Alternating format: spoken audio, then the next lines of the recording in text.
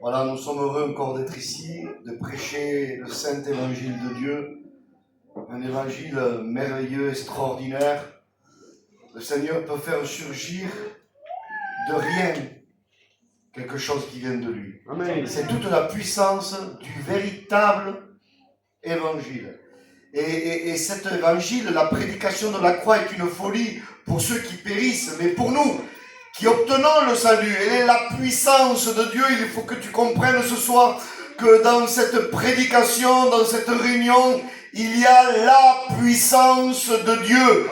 L'évangile est créateur, il crée à partir de rien. Amen.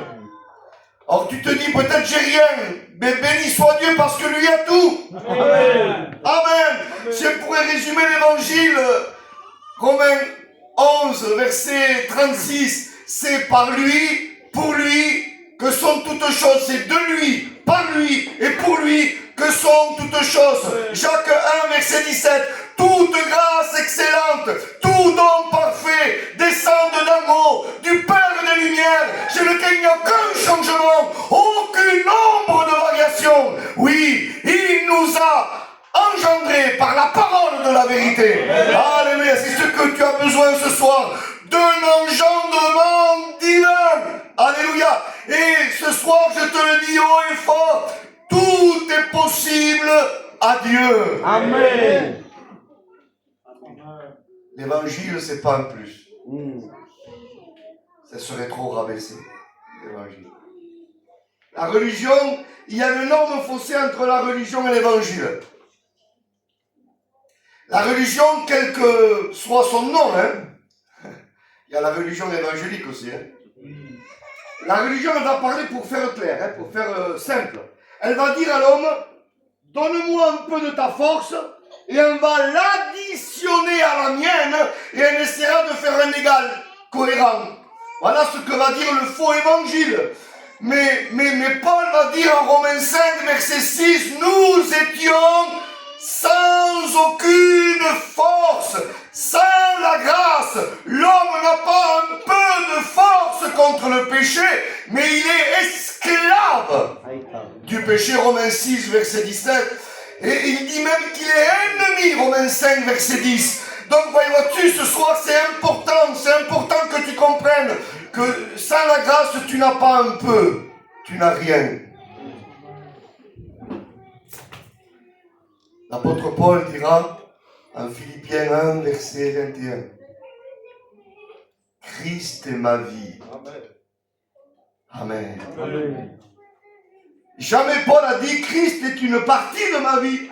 Il n'a pas dit Christ, c'est additionné à ma vie. Mais il dit Christ est ma vie. Car si tu n'as pas Jésus, tu es mort dans ton péché, dans tes offenses. Éphésiens 2, 1, Éphésiens 2, 5, Colossiens 2, 13. Alléluia, Jean 5, verset 24, Jean 5, verset 25. Oui, Jean 3, verset 14. Tu es mort, mais il a la puissance de te ressusciter. L'évangile est une résurrection. Amen. Santo. Et ce soir, ce saint évangile t'est prêché. Amen. Alléluia.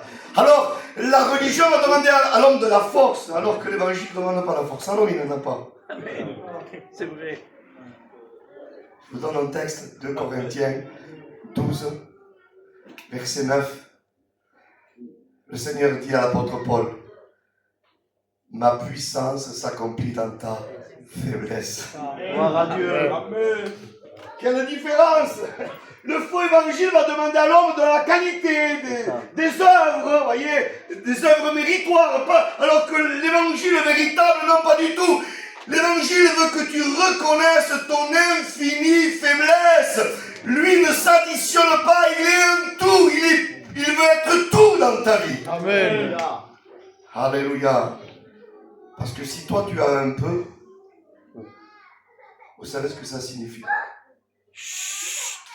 Ça veut dire que Dieu n'a pas tout. C'est rabaisser Dieu. Si moi je crois avoir un peu, ça veut dire que lui, t'as pas tout. Je m'additionne et je partage un petit peu la gloire. Alors que non. Ce soir, écoute bien, il a tout pour toi. Amen. Et je comprends à raison, le roi David va dire en psaume, au psaume 51, verset 12, « Crée en moi un cœur pur, renouvelle en moi un esprit bien disposé, crée en moi. » David dit Elohim, bara, créer bara à partir de rien. Voilà. Tu as rien, il a tout. Amen. Et à partir de rien. La religion crée à partir de quelque chose.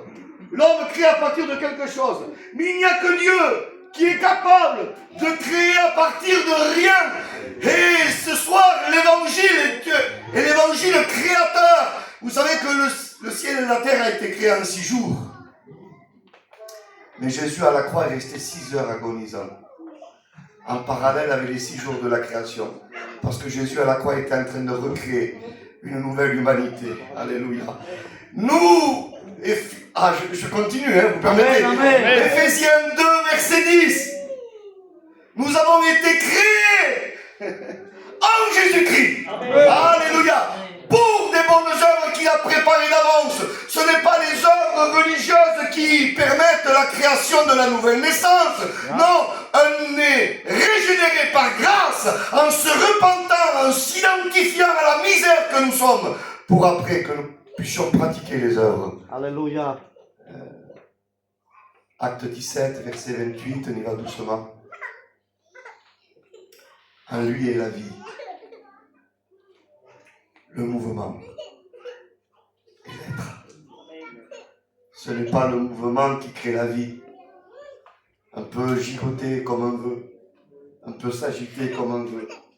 Ce qui crée le vrai mouvement, c'est la vie de Christ. Amen. Et Paul dira en Romains 8, verset 2, « Par l'esprit de vie en Jésus-Christ, il nous a affranchis de la loi du péché et de la mort. » Et l'évangile véritable, ce sont peut t'affranchir totalement. Toi, tu ne peux pas t'affranchir toi-même. Mais le saint évangile de Jésus-Christ peut totalement t'affranchir. Amen.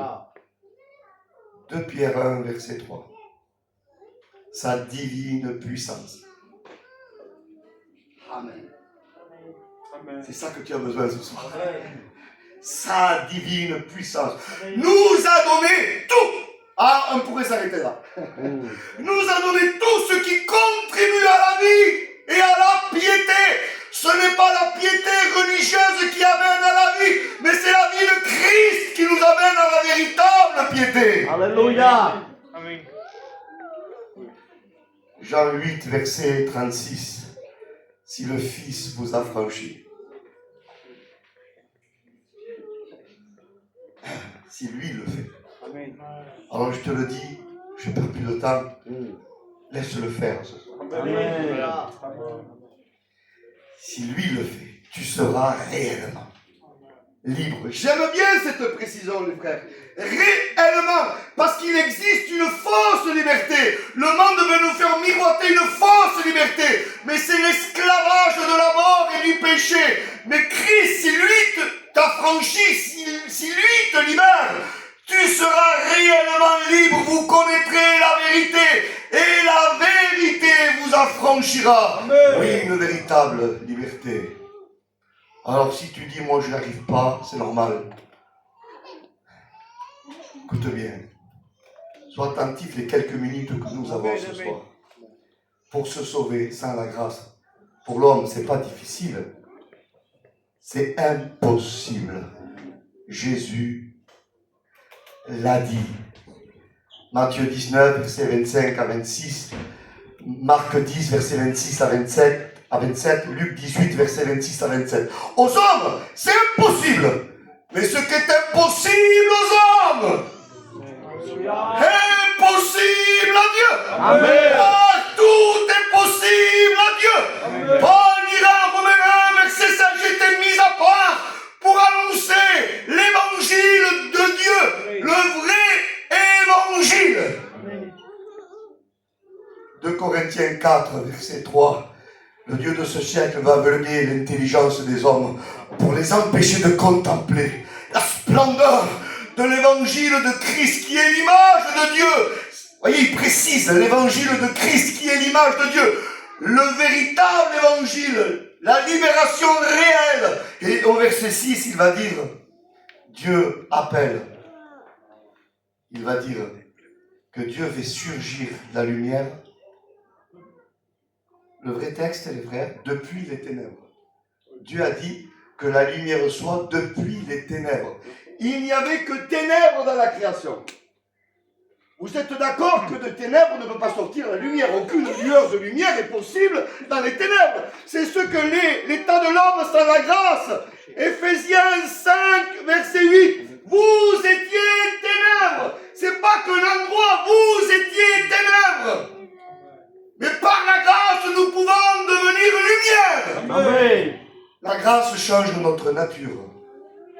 Parce que le péché, c'est plus qu'un acte. Le péché est une nature.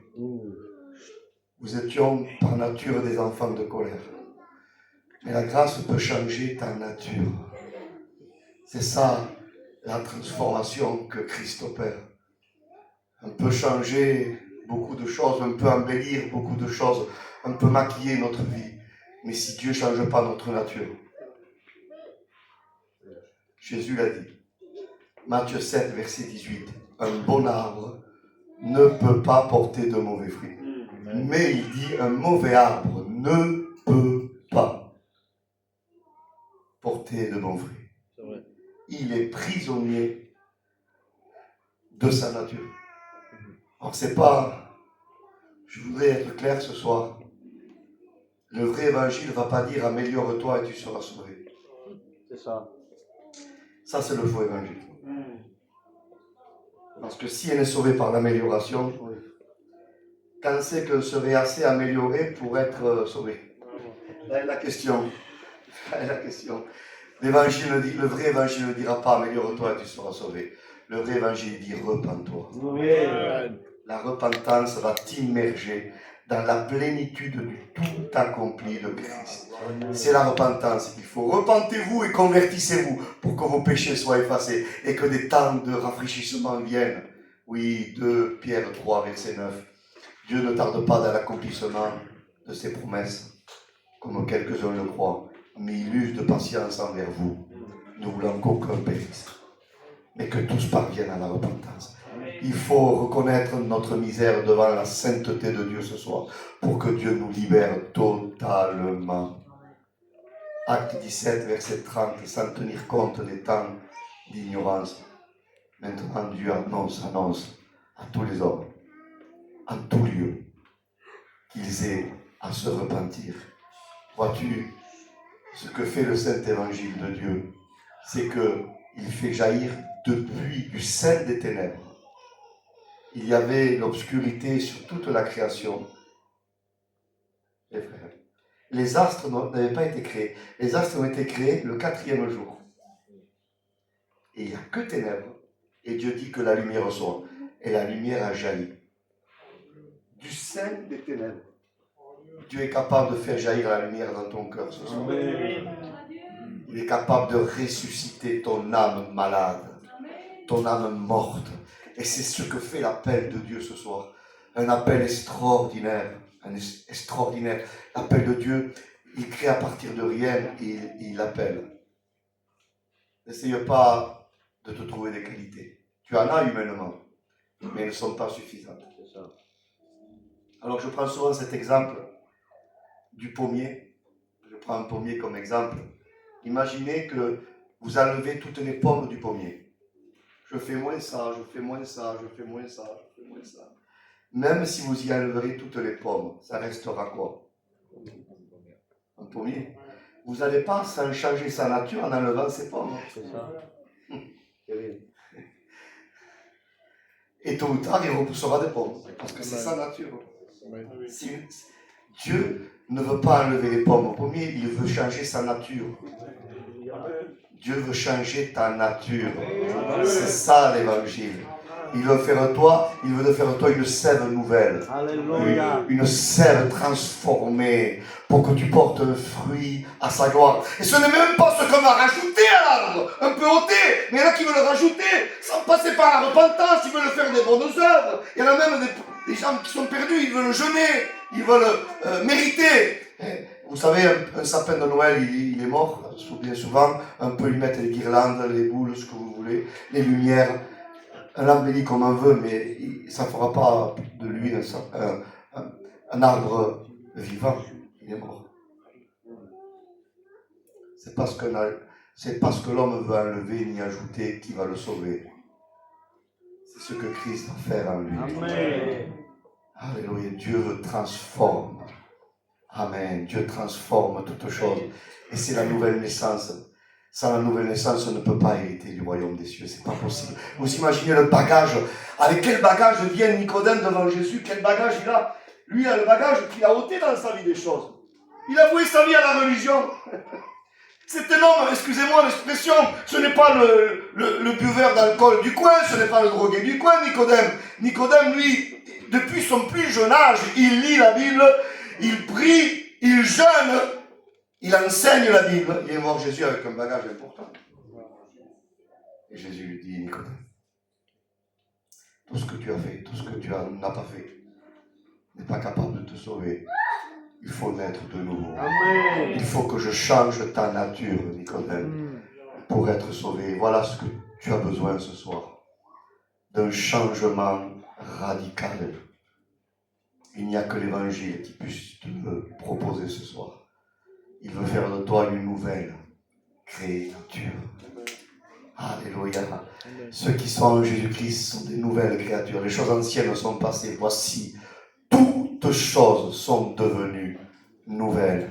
Vois-tu, ce soir, c'est la délivrance, une vraie délivrance que le Seigneur te propose en t'appelant. Il t'appelle. Et la particularité, 2 Pierre 1,3, vous permettez encore quelques instants. Il nous a appelés par sa propre gloire et par sa vertu. Vous savez ce que ça signifie? C'est que l'homme n'a pas de gloire en lui-même qui le rende méritant à ce que Dieu l'appelle. Il nous appelle par sa propre gloire. Un n'a rien, mais son amour nous appelle. Il veut changer totalement notre vie. C'est ce qu'il avait fait quand il a appelé Abraham. Il l'appelle du pays où il était. Vous savez ce qu'il lui dit, le Seigneur? Et il te le dit ce soir. Écoute, le Seigneur te le dit ce soir.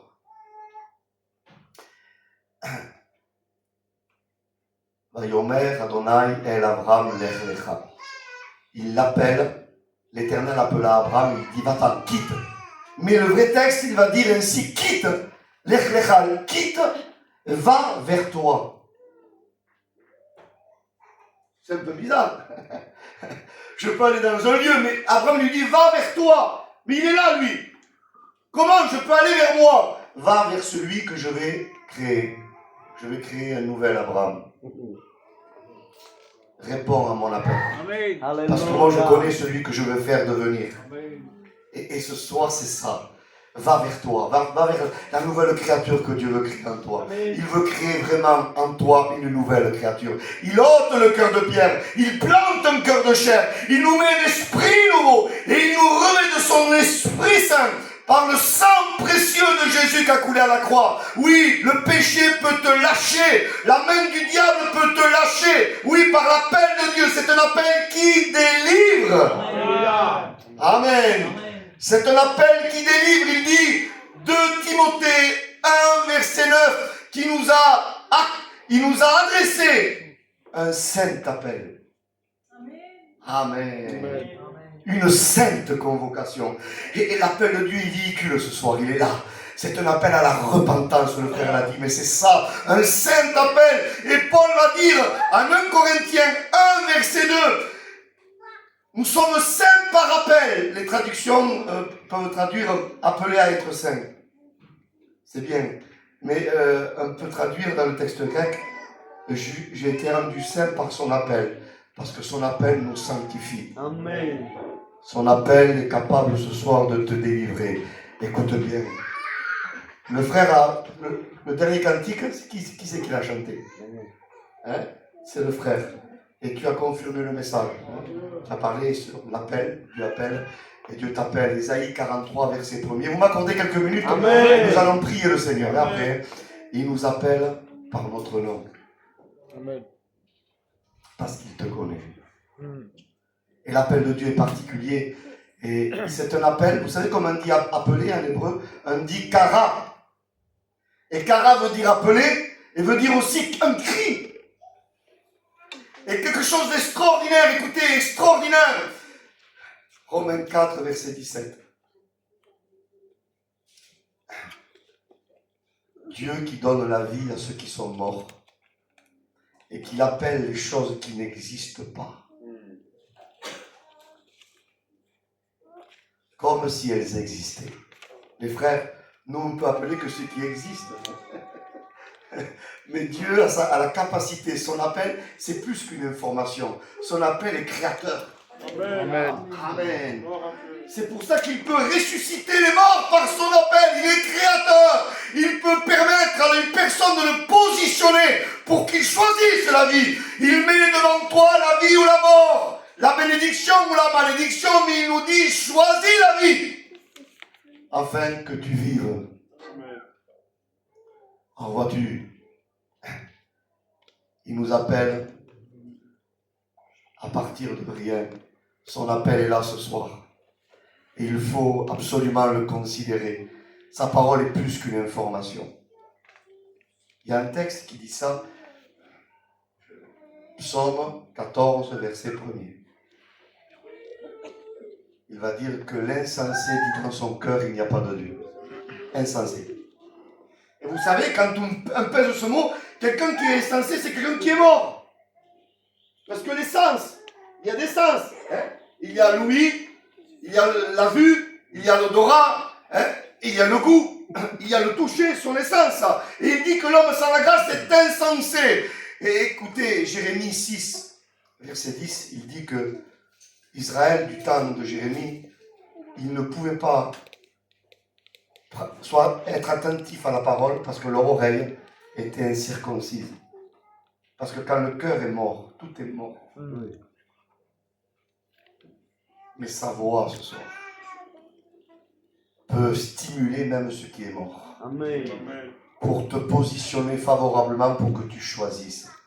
Je prends souvent cet exemple, écoutez, vous êtes avec moi? Amen. Le téléphone portable, il est là, et il capte par rapport au satellite. Le satellite va émettre. Et le téléphone portable, imaginez qu'il est cassé, qu'il est à sèche, qu'il est en panne. Le satellite va émettre, mais le téléphone ne pourra pas recevoir l'émission. C'est pas la faute au satellite. C'est la faute que le téléphone est cassé. Eh bien, l'humanité est cassée. Mais l'émission de la parole de Dieu est tellement puissante qu'elle émet. Et en émettant, elle peut stimuler ce qui est cassé pour qu'on puisse écouter, qu'on puisse se repentir.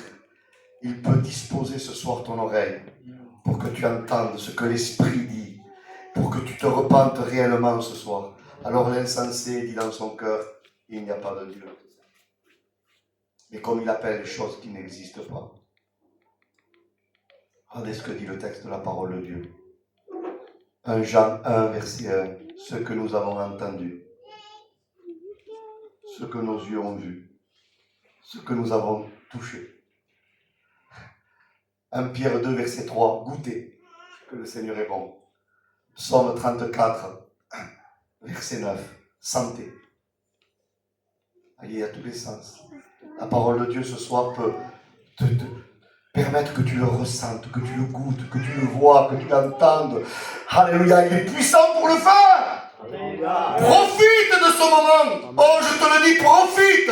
Jésus dit, l'heure est venue, elle est déjà là, où les morts entendront la voix du Fils de Dieu, et ceux qui l'auront entendu vivront. Amen. Alléluia, tu es un bon endroit ce soir pour te repentir.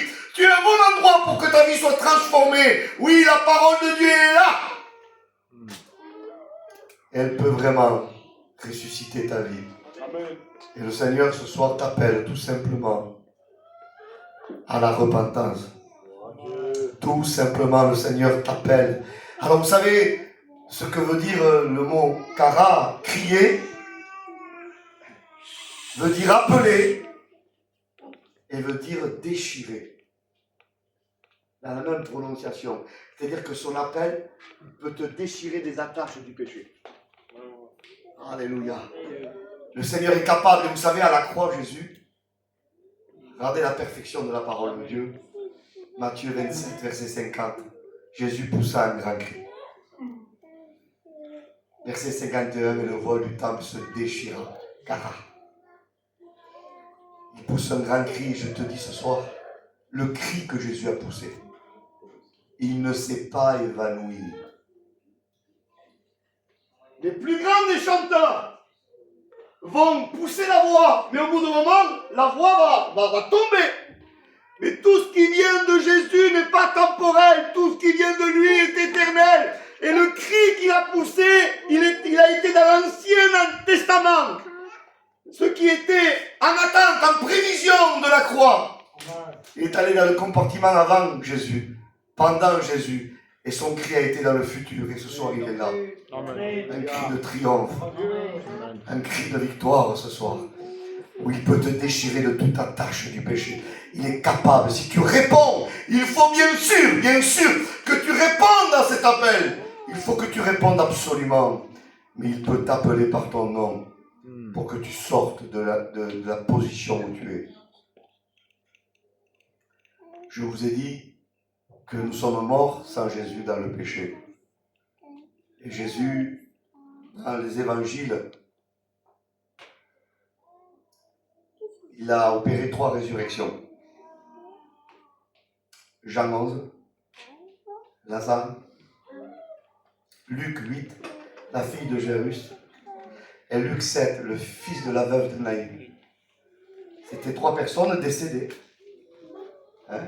Et puis, vous savez, ces 3 personnes-là, excusez-moi, dans notre peuple, c'est un peu compliqué de parler de ça, mais c'est pour donner une pensée spirituelle qui est réelle. Le Seigneur, il dit que nous étions morts et il nous a ressuscités, spirituellement. Hein? Et c'est ce que dit Jésus, d'ailleurs, je reviens sur ça, c'est important. Jean 5, verset 25, il dit « L'heure est venue, elle est déjà là, où les morts entendront la voix du Fils de Dieu, et ceux qui l'auront entendu vivront. » Là, Jésus parle d'une résurrection spirituelle. Amen. Mais le verset 28, juste après, il dit « L'heure est venue », mais Jésus dit, il ne dit pas « elle est déjà là », où les morts sortiront des sépulcres à la voix du Fils de Dieu. Et là, c'est la résurrection corporelle. Mais avant de ressusciter corporellement, le Seigneur veut ressusciter ton intérieur. Amen. Il veut faire de toi quelqu'un de nouveau. Pas quelqu'un de rafistolé, de bricolé par la religion, mais quelqu'un de neuf. Amen. Alléluia, de totalement neuf. Voyez-vous, c'est ce que le Seigneur promet à ceux qui entendent leur voix, sa voix. Alors,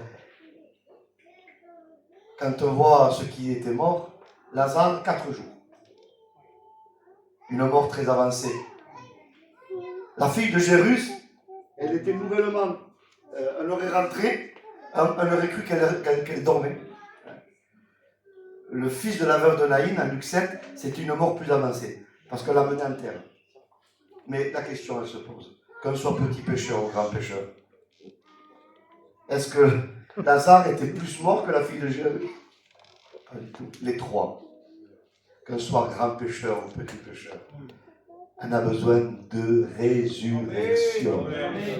Alléluia. Et sa voix, et je vais terminer, Apocalypse 10, c'est comme le son d'une trompette. Apocalypse 15, sa voix est comme le bruit de grandes eaux. Ça n'a pas été marqué pour faire beau. Écoute bien, je termine ce coup-ci, c'est vrai. Ça n'a pas été marqué pour faire beau. Sa voix est comme le bruit des grandes eaux. Mais c'est quoi les grandes eaux? Ce sont des eaux qu'on ne peut pas marcher nous. Ce sont des eaux qui nous transportent. Ézéchiel 47, il a mis le coude, il avait de l'eau jusqu'aux chevilles. C'était toujours Ézéchiel qui marchait. Il mesure encore mis le coude, il avait de l'eau jusqu'aux genoux. C'était toujours lui, jusqu'au rein. Mais à la 4e fois qu'il va mesurer, il dit je ne pouvais plus marcher. C'était le torrent. Il avait fait décoller les pieds d'Ézéchiel. Et il était transporté par le torrent. Et ça, c'est la grâce. C'est la grâce qui veut te transporter. Mais comment? Où c'est écrit? Tu veux un texte? Colossiens 1,13. Il nous délivre de la puissance des ténèbres pour nous transporter dans le royaume de son Fils bien-aimé. Il y a transportation. Alléluia. Et ce soir, la grâce veut te transporter. La parole est là. Elle est comme le bruit de grandes eaux, mais elle n'a pas que le bruit. Elle a la réalité du bruit. Parce qu'il y a des gens qui font du bruit, mais derrière, il n'y a rien. Mais le bruit de Jésus est réel. Derrière le bruit de Jésus se cache une réalité. Si la Bible dit que sa voix est comme le bruit de grandes eaux, c'est que derrière le bruit, il y a la réalité. Sa parole te transporte. Elle t'amène de la mort à la vie. Amen. Des ténèbres à son admirable lumière. Amen. Oui, laisse-toi transporter par le son de sa voix. Repens-toi ce soir. Amen. Il appelle les choses qui n'existent pas comme ça existait. Jésus se positionne. Vous êtes avec moi? Il dit au jeune homme, au fils de la veuve de Naïn, lève-toi, je te le dis. Et cet homme s'est levé. Il dit à la fille de Jérus, Talita Koumi, lève-toi, jeune fille. Et elle se leva. Et il est devant Lazare. 4 jours au sépulcre. Jésus vient 4 jours après la mort de Lazare. Là, il y a une projection prophétique. Parce que Jésus est le deuxième Adam. 2 Pierre 3 nous dit que 1000 ans est comme un jour est comme 1000 ans. Jésus est venu 4000 ans après la désobéissance d'Adam. Ça veut dire que prophétiquement, le sépulcre, c'était l'humanité dans le péché. Et Jésus vient 4 jours après. 4000 ans après. Il y a une coupure d'électricité. Il n'y avait plus de courant dans le monde. Il n'y avait que ténèbres. Jésus est la lumière du monde. Il se positionne devant le sépulcre. 4000 ans après la désobéissance du jardin d'Éden. Et Jésus dit, Lazare, sors. Vous savez comment il dit le mot exo? Ça a donné le mot exit. Vous avez vu les sorties de secours? Même s'il y a une panne de courant, elles sont conçues pour rester allumées. Il faut qu'il y ait la lumière pour qu'on puisse fuir les flammes, le périple. Tout était spirituellement mort. L'humanité était morte comme les ossements d'Ézéchiel 37. Ils étaient morts, mais Dieu dit à Ézéchiel, ces os peuvent-ils revivre? Ézéchiel dit, je ne sais pas, Seigneur, tu le sais, toi. Et Dieu dit, prophétise. Santo. Jésus est là. Il est la sortie de secours.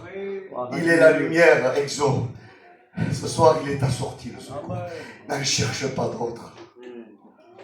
Il est la seule porte de salut. Amen. Nul ne vient au Père que par moi. Je suis le chemin, la vérité et la vie.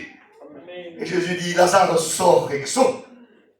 Vous savez dans quel état il était Lazare? Il était mort, entouré de bandelettes.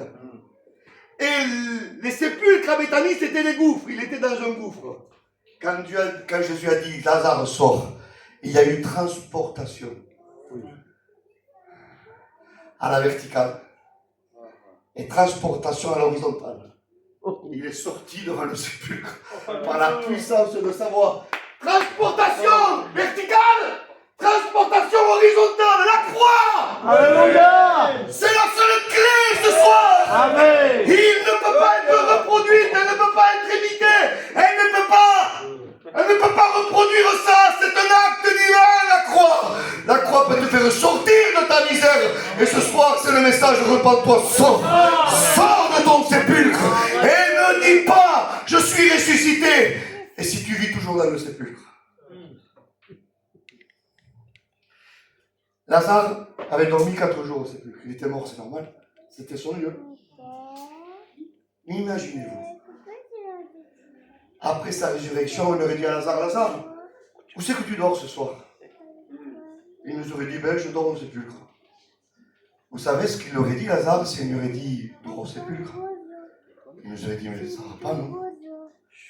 Je dormais au sépulcre parce que j'étais mort. Et maintenant que je suis vivant, c'est plus mon endroit. Le sépulcre, c'est le péché. Je ne crois pas quelqu'un qui l'ait ressuscité et qui se plaît dans le péché, c'est pas possible. Tu as besoin d'une résurrection. Alléluia. Si tu aimes toujours le sépulcre, c'est que tu n'es pas vivant. C'est que tu n'es pas ressuscité. Le Seigneur veut ressusciter tout ton être. Il veut te sanctifier l'esprit, l'âme et le corps. Saint, Saint, Saint est l'Éternel. Alors vois-tu ce soir, le Seigneur t'invite. Je voudrais ce soir que tu ressentes ce saint appel. Un appel qui te déchire de tes liens. Regardez ce que dit le psaume 107, verset 2. Oh, je suis en forme ce soir. Il va falloir que je parle, vous fassiez une autre. Il dit qu'ainsi disent les rachetés de l'Éternel, ceux qu'il a délivrés de la main de l'ennemi. Par son appel, il les a arrachés. Il faut dire Amen ce soir. Amen. La main de Jésus est plus puissante que celle du diable. Et comment il m'a arraché de sa main? Moi j'étais pris dans les mains du diable. Personne n'avait l'autorité de m'enlever de la main du diable. Il était plus puissant que moi. Mais Jésus se faisant clouer les mains, il te regardait. C'était sa vision. C'est pour ça qu'il a étendu ses bras. Vous savez, les crucifiés, on les aidait avec des sangles parce qu'ils ne voulaient pas tendre le bras parce que ça faisait mal. Mais Jésus n'a pas eu besoin de sangles. Quand il faisait ça, il te voyait ce soir.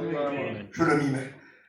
C'est en me laissant clouer les mains que je vais l'arracher de la puissance du diable. Il est venu chercher et sauver ceux qui étaient perdus. Alléluia. Il nous délivre de la main du diable. La main du diable a été vaincue à la croix. Amen. Jésus l'a dit. Et ce qui est beau, oh, il faut dire Amen ce soir. Amen. C'est en Jean 10, verset 28, il dit, moi, si vous êtes dans ma main, nul ne me ravira. Amen. Nul ne vous ravira de ma main. Amen. Moi, je peux vous arracher de la main du diable, mais le diable ne peut pas. Amen. Gloire à Dieu. Vous arracher de ma main, parce que j'ai triomphé. Le seul qui peut sortir de la main de Dieu, c'est toi. Amen. C'est vrai. Mais le diable n'a aucune autorité sur la main de Jésus. Alléluia. Aucune autorité sur la main de Jésus. La croix est un triomphe. Gloire à Dieu. C'était Alléluia. prophétisé en Ésaïe 27 et là j'arrête. Verset 1er. Il dit, en ce jour, je frapperai de ma dure, grande et forte épée le Léviathan, le serpent fuyard. Je frapperai le Léviathan, le serpent tortueux, et je tuerai le monstre qui est dans la mer. C'est quoi cette épée? Elle a été plantée au mont Golgotha. Et ce qui était physique est une réalité spirituelle. Le mont Golgotha, c'est la tête du diable. Mais Christ a triomphé. Il a écrasé la tête de l'adversaire. Il a dépouillé les autorités. Il les a livrés en spectacle, en triomphant par la croix. Amen. De ma dure, grande et forte épée, je frapperai les serpents fuyards. Ah, je le dis ce soir. Le serpent fuyard, le Léviathan, le serpent, il a voulu fuir la croix. Il a voulu fuir le coup fatal. Il a voulu s'en sortir. Il n'a pas voulu être frappé du coup fatal. Il a voulu fuir, mais Jésus lui a écrasé la tête. Il n'a pas pu se dérober. Gloire à Dieu. Christ l'a poursuivi, il lui a écrasé la tête. Il n'a pas pu se dérober à la croix. Je dis juste ça ce soir et je termine. Le Léviathan. Vous savez ce que signifie le Léviathan? C'est celui qui est en spirale. Il étouffe les hommes. Tel un python. Tel un anaconda qui se met en spirale autour de lui-même, l'étouffe après pour l'avaler. Le diable était en spirale autour de l'humanité. Mais Jésus lui a écrasé la tête. Amen. Et ce soir, le diable peut lâcher prise. Alléluia. Le péché peut te lâcher prise. Oui. Parce qu'il y a écrasé la tête. Il a triomphé. Tu peux être ce soir plus que vainqueur. Bien plus que vainqueur. Romains 8, verset 37. Bien plus que vainqueur. Alors il te dit, Lazare, sors, tu peux mettre ton nom. parce qu'il lui a écrasé la tête. Gloire à Dieu. On baisse nos fronts. Santo Dios, aleluya. Je voudrais que personne ne parle de la croix. C'est un terrain conquis ce soir, le terrain conquis. Golgotha a payé pour cette réunion. Golgotha a triomphé pour cette réunion. Et ce soir, viens à lui, sors de ton sépulcre à ciel ouvert. Sors de la mort, viens à la vie. Repends-toi, laisse qu'il soit ton tout. Il veut être ton tout. Alléluia, n'essaye pas d'additionner tes œuvres, n'essaye pas d'additionner ton mérite, il n'y en a pas, il n'y en a pas. Nous sommes sauvés par la grâce, par le moyen de la foi, et cela ne vient pas de nous, c'est le don de Dieu. Oh, ce soir, repens-toi, nous t'en supplions, soyez réconciliés avec Dieu. Nous vous en supplions, soyez réconciliés avec Dieu. Oh, ce soir, repens-toi. Je ne veux pas te dire de lever la main, la Bible ne dit pas lève ta main et tu seras sauvé. La Bible dit repens-toi et tu seras sauvé. Ce n'est pas une main levée, mais c'est un cœur qui se déchire. Ne déchirez pas vos vêtements, mais déchirez vos cœurs. Alléluia. Santo. On prie ensemble. Prie avec moi ce soir. Demande pardon à Dieu. Laisse-toi frapper par la conviction de péché. Laisse-toi animer par un esprit de repentance. Sors de ton sépulcre, c'est l'appel. Seigneur, merci. Je te présente ces âmes bien-aimées ce soir. Délivre-les. Au nom de Jésus. Tu les arraches.